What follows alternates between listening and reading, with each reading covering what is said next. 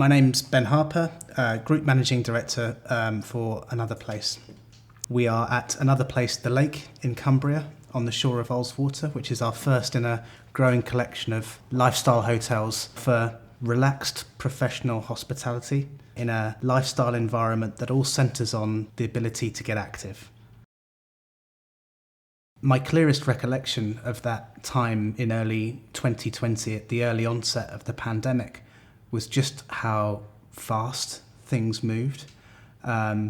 It felt like over a period of 2 months through January and February, we were moving very swiftly from speculation to absolute clarity that this was going to result in us closing our business. And with that came anxiety, a lot of uncertainty, and we had to find answers without a playbook. We'd never experienced anything like this before, so we were writing protocols and procedures and delivering plans from scratch, which was a real challenge.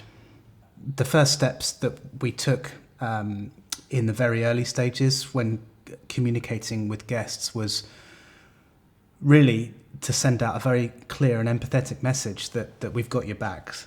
And that felt very obvious to us. It's a very normal tone for us to strike with our guests and our communities, but it was still felt quite brave given the financial uncertainty. We had a lot of guests with bookings who we had to connect with, and the message was very clear.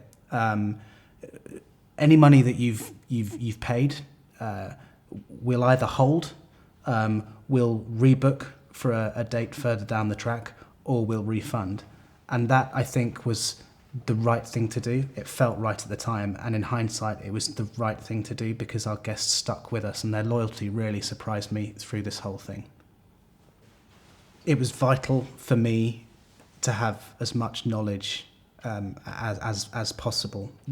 Big announcement was followed by Visit England sweeping up within a matter of hours with a very clear and concise summary, which I found very helpful to be able to unpick some of the relatively complex messaging that came out from government and actually translate that into, okay, so what does that mean for us? So that was very helpful.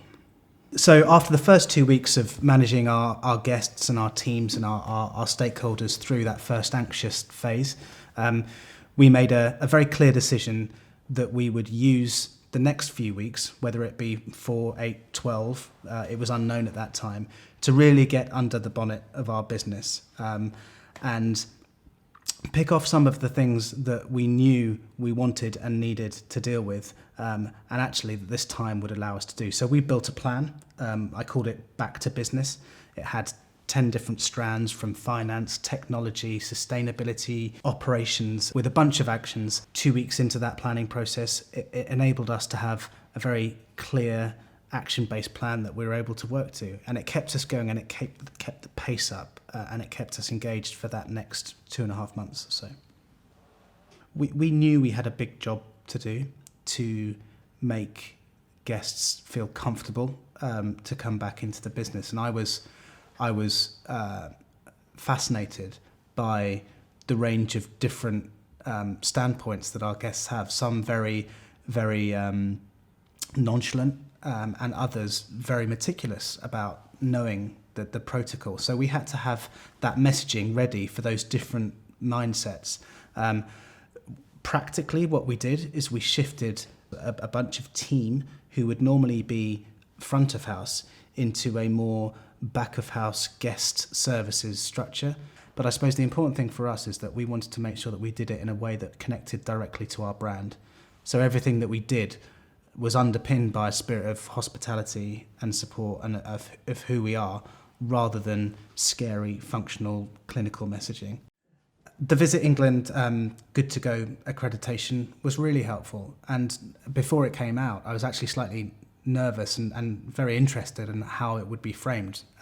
It could have been super complex, and the fact that it wasn't, it was really meaningful and relatively concise, was really helpful to us. So from the word go, we knew that we were going to have to make operational changes, but we made a very early decision, again connected to our brand, that everything that we did was going to be placed through our guest experience lens. People come and stay with us here. They dip in and out of different parts of the business throughout the day and the evening. People want to swim when they want to swim. People want to eat when they want to eat. And 9 times out of 10 in school holidays, when that's based around their family situation. So the fact that we had to ask our guests to book most things was very different, and it was real change. So we had to find a way of doing that felt natural, that felt efficient. And that was perhaps one of the biggest changes that we had to make. Part of the technology element of our Back to Business plan really asked the question of, okay, so what can we accelerate? What can we do to ensure that we are maximising the benefit of that tool? And secondly, how do we use technology to reduce some of the customer contact that we knew was going to be important in a social distancing environment? And the key answer for us was to build out and develop our guest app, which essentially is a concierge in your pocket. It was a big move for us. We did it very quickly, and it's still in development, but we launched it for the first opening in the summer. And what was really positive is that people used it. And again, I think sometimes you can deliver these things and actually you think your guests want them, but actually our guests demonstrated that they do want to use technology if it enhances their guest experience. It was very interesting to watch things settle. I was very mindful that the first few weeks in July, we'd implemented a bunch of change for our teams. New technology, new menus, new ways of working, masks, all of which we underestimated what impact that would have on them and their ability to really connect with guests. I think great hospitality requires confidence, and I think we were almost, for the first couple of weeks, on the back foot. And as things settle, and as we started to get into a rhythm, I think we started to see some really good change, and that was demonstrated through our data. One of the questions we asked ourselves when we started our lockdown planning process was, what are the big consumer trends that we need to think about and we need to react to? And our position on sustainability has always been strong. We've picked off the big stuff around the energy that we buy, whether it be our partnership with Good Energy or the fact that we installed a biomass boiler here. So we've done a lot, but it lacked something pinning it all together. And I'm very much of a mindset that if you want to get fit, sign up for a marathon. And B Corp is our sustainability marathon. It's an accreditation that blends people, planet, and profit.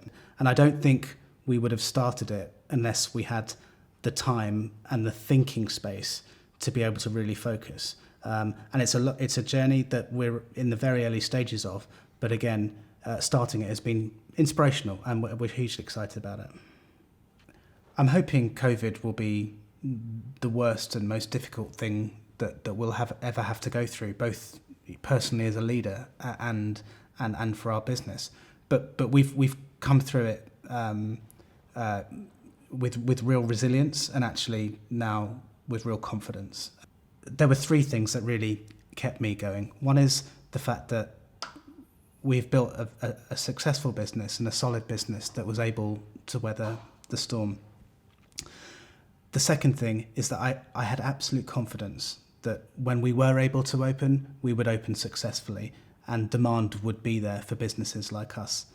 And the third thing that kept us going was this element of planning and being in a plan and focusing on that plan to keep pace up and keep delivery through the last 12 months. If I were to go back to those first few weeks in March last year, the one piece of advice I'd give myself is to stop guessing.